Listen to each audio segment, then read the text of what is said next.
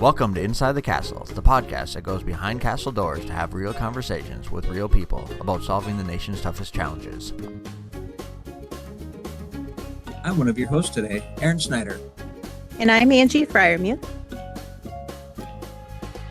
Today we have a very special guest with us, Dr. Gerald Galloway, to talk with us about the Principles, Requirements, and Guidelines, or PR&G. Dr. Galloway, thanks for joining us here today. My pleasure.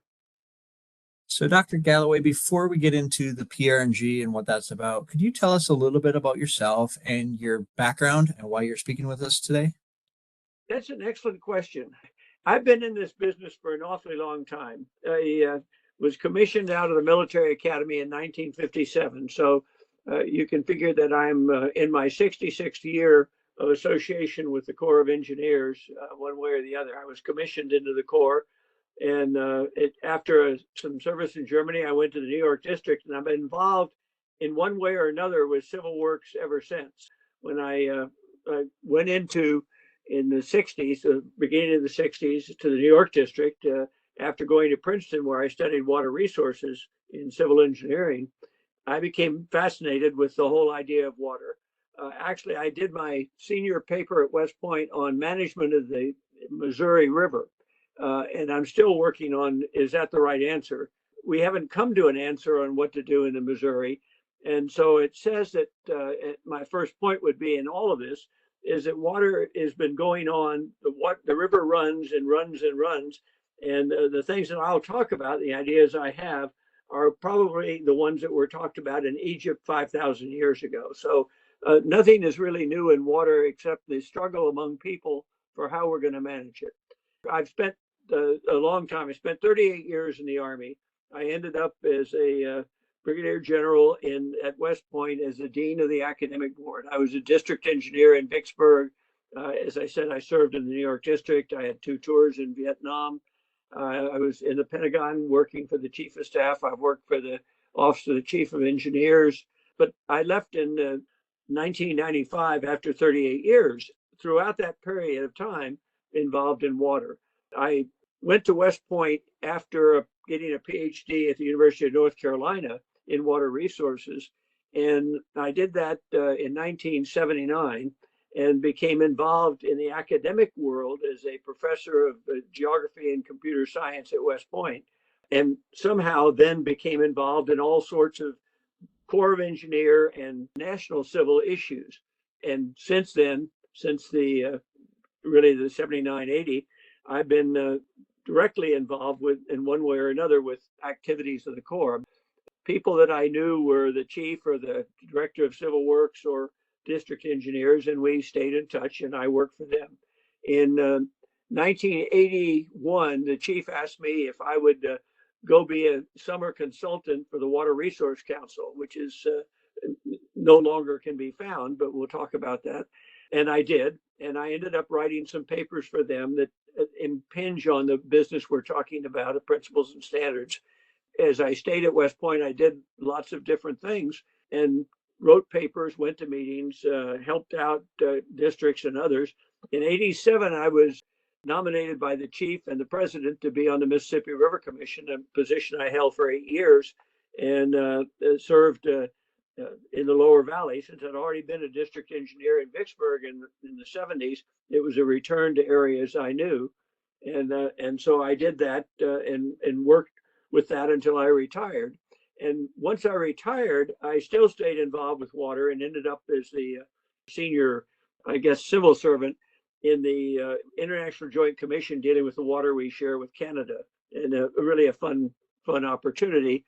And then I went into the civil world and working for a company that was working to support FEMA in many different ways. And then I moved to the University of Maryland, and I taught there. But at the same time, I was a IPA with the Corps of Engineers as a visiting scholar. I was 5 years a visiting scholar at IWR, and then I've worked with the Corps in a number of positions since then, trying to help out in other organizations. I've been the chairman of the board of an NGO called the National Heritage Institute in San Francisco. And our last big job was trying to find the impacts of climate change on dam building on the Mekong. I've been on the international committee that looked at how we're going to do sea level rise in Singapore. I chaired an international committee trying to figure out how we would preserve the city of Florence and its antiquities.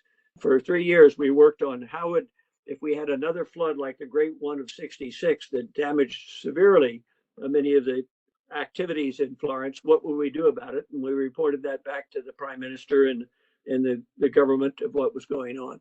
So I've had a good opportunity to see lots of areas.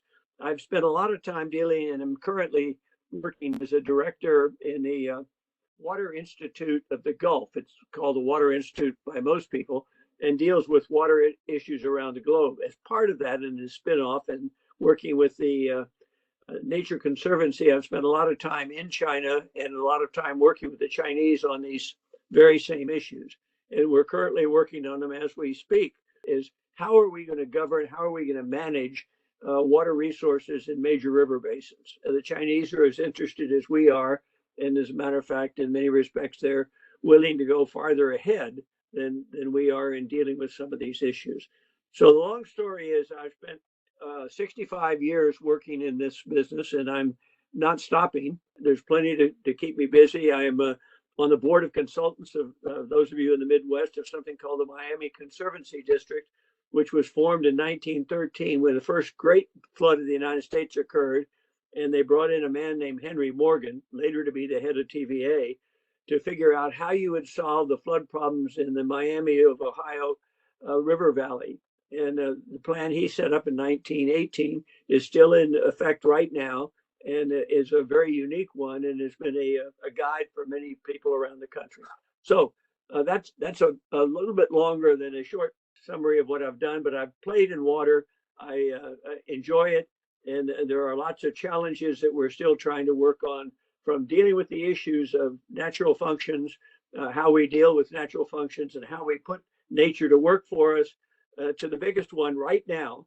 And I just got an email from Jessica Ludi out in the San Francisco district talking about equity. Equity is a huge part of what we're talking about. In 1993, when I was at West Point, I got a call from the White House saying, would you come down and talk to us? And I couldn't say no. And I was asked by Katie McGinty, who was the chairman of the Council on Environmental Equality and the assistant of the president, if I would chair a study that would look at why the Mississippi flooded. And I spent the good part of a year working on that. And we gave our report to the president. The report said lots of interesting things, but it dealt with some of the issues we're talking about now. And the issues are still as ripe now as they were then. Again, caused me to think about the issues of PR&G and P&G and all of that. Well, thank you for your service and your continued commitment to water and being involved in the Corps of Engineers and all of the work that we're doing. So as Aaron mentioned, today we're going to talk about the principles, requirements, and guidelines, otherwise known as PR&G. And so for our listeners, can you tell us a little bit about what PR&G is? You know, that's an interesting question. I've had a lot of conversations with people from Mr. Connor and his predecessors, all the predecessors, all the previous chiefs, looking at what this means and what it is. To me, it really doesn't exist now. Let's walk a little bit through the PR&G. Can I go back and start at square one? It might help to put this thing into a context. The square one starts when we had the 1936 Flood Control Act. And everybody knows that. Oh, and what does it say in there? When the benefits to whomsoever they accrue exceed the costs, the federal government will get behind flood control. And that sounds like a great idea. When it started off, quite logically, people looked at how much did it cost and is this a reasonable approach to deal with this? Economists become involved. Engineers were happy to let them figure that out. And so when you were looking at a project, two things came into mind. One was very visible, and that was the cost of the projects. And then some of the benefits, the dollar benefits that came out of that. but most of all was who wanted it and why did they want it and what was the telling reason for having this. And I can tell you that because having been the district engineer in Vicksburg, the congressmen from the South, the senators and members of Congress from the South were very, very powerful in the U.S. Congress.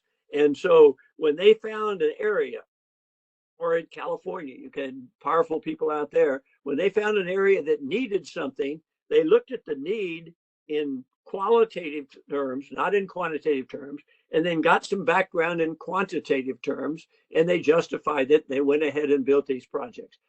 As economists became more involved, they became more interested in having more decimal places involved in the calculations. And by the 50s, we had something called the Green Book, which was a way in which OMB looked at and said, oh, you're doing a good job of figuring out the costs of these projects. When I was in graduate school in Princeton in the 60s, everybody would say, oh, the Corps of Engineers is riding roughshod over the rules. They're building things without proper justification, or they're cheating in the economic analysis. That was nonsense. The economic analysis weren't always perfect, but there's no such thing as a perfect economic analysis, as I'll get to. So we went ahead and the nation dealt with this. And by the 60s, what was happening in the 60s?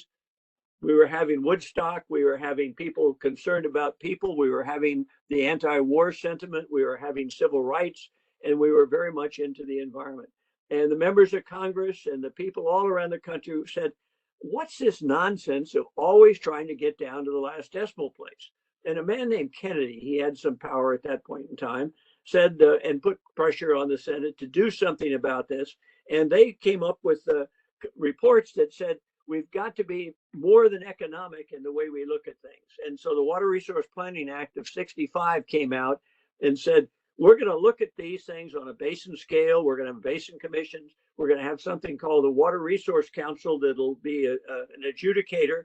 And, oh, we'd like you to have principles and standards for the development of water and be broad in the way you apply these. Don't just get locked into figuring out what the benefit cost is, given the items that you can create or identify as having economic benefits or costs. There are other things we can't do, so just ignore them. And then people said, no, let's have principles and standards be broader than that. Well, between 65 and the mid 70s, a lot of people worked on principles and standards and came out with the principles and standards in 4 different areas. And they sound very much like what we're at today in part. But essentially national economic development, regional economic development, other social effects, and the environment. And you looked at those sorts of things and you put them together and they put out some guidelines. And some people liked it, some people didn't. On one hand, the people that saw that if you did things that were squishy, in other words, it couldn't be justified economically easily, then what you were doing is taking money away from projects that really had a payback. And those would be big developments, our waterways, dealing with flood control and the important parts of cities. Now, I use the term important and put it in quotes. But what it said is that people said you really need to focus on the economic. And so there began this trend to be more interested in the NED, the National Economic Development, than the others. Regional got squashed. I was in Vicksburg when this was all being battled out, because they said, if you use regional economic development benefits, what you were doing is you were saying, we can give you a great place to build a factory in Mississippi, and it'll pull out of Buffalo, New York, which was in the Rust Belt and falling apart, and therefore giving benefit and having in the ledger benefits to this region, and counting that, you're not taking into account the losses to the state of New York for the loss in Buffalo. And so that got played down. People were a little bit serious about the environment, but not very much. And the other social effects really wasn't part of it. Now, I would ask everybody to go back and dig into the Google about the Tug Fork Valley in West Virginia. People were arguing, how do you justify a project if the benefit cost ratio is very low, especially if it's something like 0.5 and you can't find that it's giving you tremendous amount of economic benefits. Well, Senator Byrd got on the floor of the Senate and explained to everybody that his constituents in the Tug Fork Valley had nowhere else to go. And in reality, if you understood properly what was said in the 36 Act, it doesn't say if the economic benefits exceed the cost. It said the benefits. He said, my constituents get great benefit, and you're going to help them by having this project. And it somehow miraculously passed. I think he was the majority leader in the Senate, so it certainly had some reference to that. But it got across the idea that there was more to this. And so there was when I moved into the Water Resource Council and started working there, we were pushing hard. You may recall there was a gentleman, a great gentleman, who today is in hospice, is Jimmy Carter. And Jimmy Carter, when he came in 77, started off with worrying about water and how are we justifying it. And he did something called the Water Hit Project. It was called a water analysis project, but he took a number of projects, 20 or so, and said, we're going to stop them all if we can't justify them. And I had 2 projects out of the 17 that ended up from the Corps that were in that. We had to have public hearings, and we had to get all sorts of papers, do it within 2 weeks or 3 weeks. And he and a couple of ladies in his office made up the evaluation scheme. Now, why is that relevant? Because it's the same sort of thing we're talking about now. He said, let's have economics. I want to see that, but I also want you to tell me what the environmental impacts are. And oh, by the way, you're going to give me 10 truckloads of information on a particular project about its environmental costs and benefits. Realize that that's not, I can't take all that. I want you to do it in the number of acres of bottomland hardwoods. And he came up with about 5 different indicators. And so he said, there's a way we've got to do this. We've got to figure out how to make these evaluations. Well, turns out that he took several of them off the list, many of them off the list. But the most interesting comment is by his Secretary of Interior, who said on the day that he published that list of projects he was going to hit, he lost the election of 1981 because he made so many people mad that he was going to impose this environmental business on the judgment of what's a good project and what's a bad project. Why is that important? Well, as I said, when I went in 81, Carter was really still pushing it. And I did a paper on why aren't we doing more non-structural projects? And this paper has been published by the Water Resource Council, and it says in effect that because nobody believes you, Mr. President, you say you'll justify them, but there's been very few go through, and people don't believe that if they spend their time developing a project that has environmental benefits or social benefits, when it gets to OMB, it's going to make its way through, because what counts is the economic benefit cost analysis. And everybody was grousing about that. The president wasn't thrilled by that answer. And then he lost the election and moved out. When the new administration came in, the Water Resource Council was abolished. It was not abolished, it was zero funded. It still exists. The Water Resource Council exists. And when you lost the Water Resource Council, you lost interest in the principles and standards, and they were transferred into something called principles and guidelines. And what did that do? I'm giving you my very biased answers to these. The biased answer would be, and I used to, when I taught class at West Point, I would come down the stairway and show the students this, and I say, the principles and guidelines says, thou shalt build projects that are economically viable and contribute to national economic development as long as they do no grievous bodily harm to the public or to the environment. But it's got to be grievous bodily harm, and don't really worry about it. And that took place in 83, and that in effect became the guideline. And for people that are very much interested in how you do things in the government, that made sense. Certainly it made sense to OMB. OMB is the eye of the needle. And everybody's got to understand that no matter what we say and do in discussing PR&G today, ultimately, the eye of the needle is the place where all projects end up going. If they don't satisfy them, if OMB doesn't believe this is useful, the PR&G are not very effective.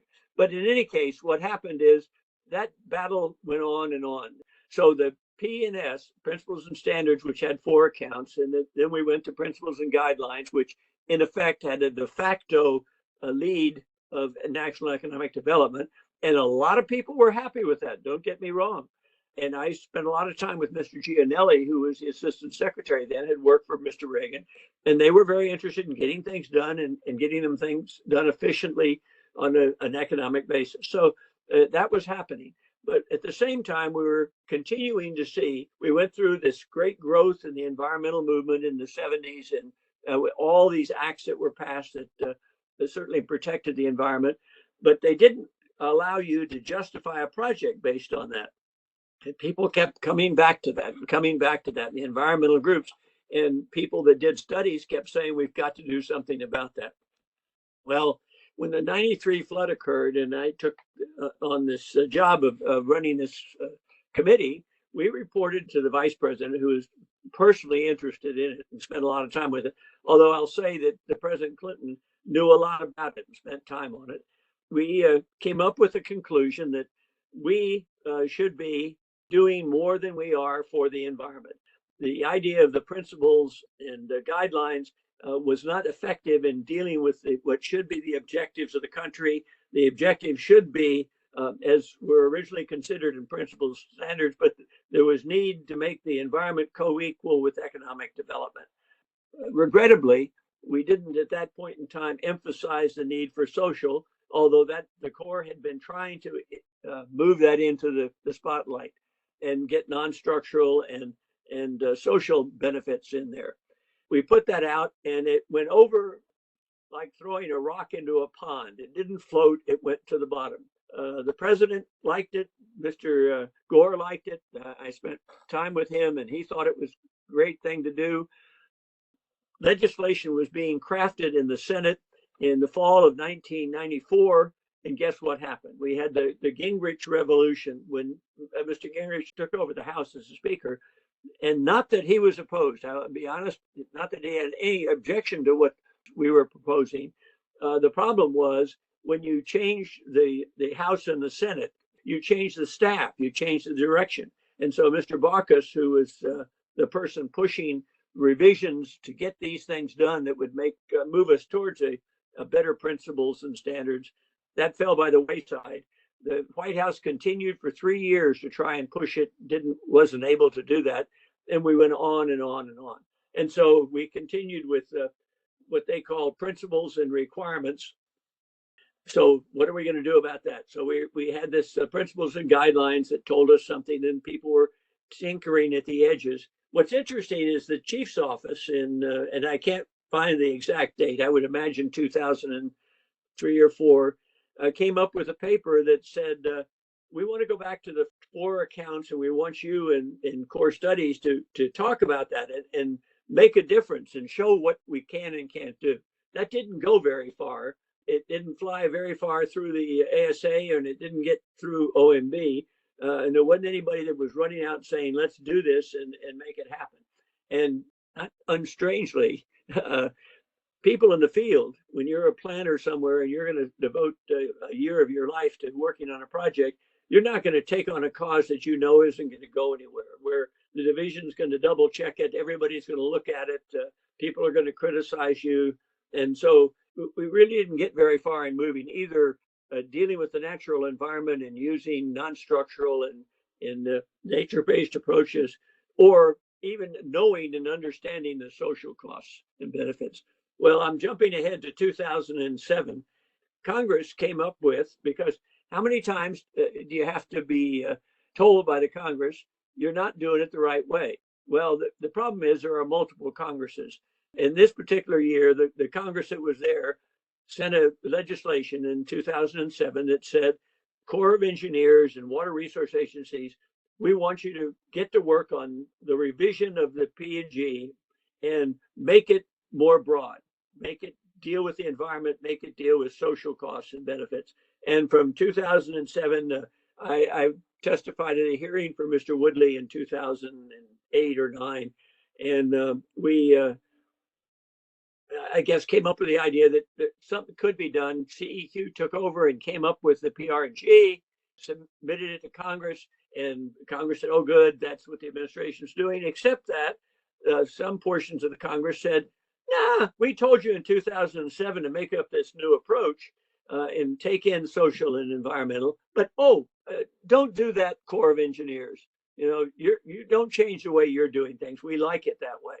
The late congressman who was the head of T&I, Transportation Infrastructure Committee in the House, said the problem is we've got multiple people doing multiple things and they're not coordinating. The committees of Congress have different approaches. The Senate's different than the House, and we can't get together on what's going to be done. So we puttered around from 2014 until 2020 with WRDA 2020, when the Congress said, Corps of Engineers, you haven't done what you were told to do. Go do it, and do it within 18 months. Well, I look out my calendar and we've gone far past 18 months, and I don't think the Corps has gotten very far in making the PR&G applicable and widely accepted throughout the organization in terms of social and environmental. It's there, but at the same time, let's bring in out of right field or left field the whole issue of equity and the fact that we've done very little to properly consider social equity and environmental justice. And so that needed to be incorporated. And I think that was in a way, something that slowed down the people in the Corps that really wanted to, and in the Secretary's office that really wanted to see something done in that regard. But that really wasn't in the original thinking of the 2007 to 14 development of PR&G. And so that said, well, we really need to go through and think about this. And I know that R.D. James, who was on the Mississippi River Commission with me for my many years there, I know that he wanted that to happen, and he put out guidance to have that happen. But getting something done and through OMB and embraced by the Congress is much more difficult. So after we've gone through all this, I'll tell you the bottom line. The bottom line is the nation does not have a water policy. There is no water policy. In 65, we said we should have principles and standards and make them up, and let's all agree on them. We haven't had kumbaya. We're not hugging each other saying, let's get together and work it. We talk a lot. There are different groups. The whole idea of nature-based solutions is taken off. But again, when we're dealing with projects as broad-based as we're dealing with now across the country, nature-based alone won't do it, and social alone won't do it. And what you need is radical action. What is the radical action? If I were saying anything, what if a president comes in and says, oh, by the way, I want environmental justice and I want EJ 40. I want 40% of the money that's spent in these programs to go to environmental justice. And you better listen to that. I have watched FEMA. I've worked with them on BRIC. They have really gotten in there and tried to make it socially relevant. The dollar values that are showing up right now and the results from last year's analysis is giving a lot to the underserved and underprivileged communities. We know where we want to go. I would think the nation has said, and the Congress has said, that as a whole, we want to talk about environmental issues, we want to talk about social issues and economic issues, and we want to give them a complete balance in the calculus to decide whether a project should or should not be done. Does not have to include 5 decimal places and have great accuracy in economic benefits and costs. It is the totality of the project as it benefits the country as a whole and the people as a whole. And I would argue since 1936, we have neglected to take a whole project approach to this, and it has not served the country as well as it could have. What we've done in the Corps, and I'm extremely proud of everything the Corps has done in the projects that are there, but we could have made them better. And there's no doubt at all that we have neglected some of these elements, especially the social, in what we did. So now is the time to move ahead with a new PR&G that's shaped to recognize social equity and environmental justice. My only question is if we change administrations, and I'm not speaking for or against, if we change administrations in 2 years, will the current emphasis disappear on EJ and maybe even the nature-based? As much as the Corps has tried to support nature-based, you have to recognize that it's tricky business. And if you ask me later, I'll talk to you about sponge cities, which is something you can use to justify what you're doing. Thank you. Thanks. It's really interesting to listen to the history though, and like knowing when I came into the Corps as a planner in 2003, being able to look back and be like, hey, the four accounts and how NED drove things forward and the importance of NED. And really all we were heard as a new planner in the early 2000s was NED, NED, NED. Learning about the four accounts eventually, but NED is the importance. And I think it's interesting to talk a little bit more about the holistic approach to benefits and how was the benefits to whomever they may accrue, but now it's focused on trying to be broader. And you mentioned the changes in administrations, the different priorities. Kind of curious, how are we able to take a new approach here with the PR&G, kind of lock it in place and get us to a different position in the future? You had mentioned, threading the needle with OMB and getting those, but how can we actually make a difference, or what do you think it will take to make a difference where we don't just look at the NED and the economics, where we are able to actually look at all the broader benefits, whether those are social or environmental and economics, to get decisions and then actually make them funded and budgetable as part of the process? The purpose of federal regulations and those that deal with water, the PR&G and anything else, is to provide a guideline for developing projects that benefit the society of the United States and the overall good, not necessarily the economic or the social or the environmental, but the overall good. We need to have that as a policy, and we have to have somebody that believes in it leading that. To be very honest, I mean, I've been in the Army 38 years. I've served in lots of positions. I've worked in headquarters all over. If the boss says do it, you do it. We have now with environmental justice a boss that says do it, and people say, "Oh, Mr. President, you can't do that." He said, "Do it," and that's what. Don't just stand there. Do it.